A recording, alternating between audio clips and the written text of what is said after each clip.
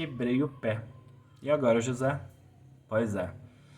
Ano passado, 2019, no dia do feriado de Corpus Christi, uma quinta-feira, um feriadão, estava eu na casa dos meus pais com a Carol e a Alice, recém-nascida, e numa hora qualquer que eu fui dar uma bronca na Leia, eu virei meu corpo e meu quinto metatarso, osso que eu descobri naquele dia, quebrou.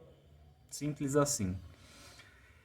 E dali em diante foi uma série de desafios pelos quais eu passei, porque eu descobri algumas nuances de atendimento de médicos que não deveriam ser médicos, e eu descobri a qualidade de outros que infelizmente são pagos. A gente deveria ter esse tipo de qualidade e estrutura, sobretudo, sem ter que pagar.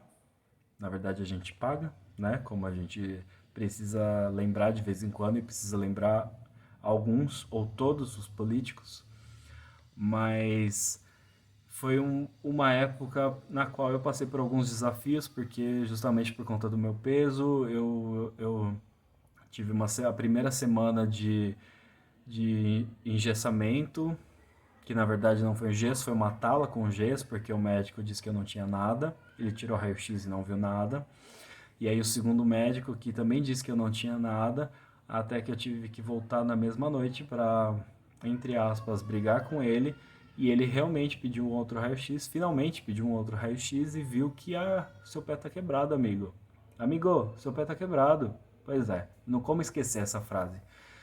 E dali em diante, com a Carol recém-operada de uma cesárea, com o meu pé quebrado, com a casa adaptada para eu ficar com gesso, com a Alice recém-nascida e com a Leia precisando de cuidados, porque ela é ela é um cachorro, começou a nossa vida de paz. E a Carol, que precisou lidar com tudo isso, que precisou lidar com a sua pós-operação, com seus pontos, que até chegar um ponto chegou a abrir por conta do seu esforço, e com minha mobilidade reduzida, minha dificuldade de andar com muletas por conta do meu peso, e depois com a descoberta da bota ortopédica e com tudo que eu passei em relação ao trabalho, e por um erro cometido no meu pagamento que eu fiquei sem receber o meu afastamento, é, e pelo tempo que eu trabalhei, ou pelo tempo afastado dentro, ainda fora da caixa.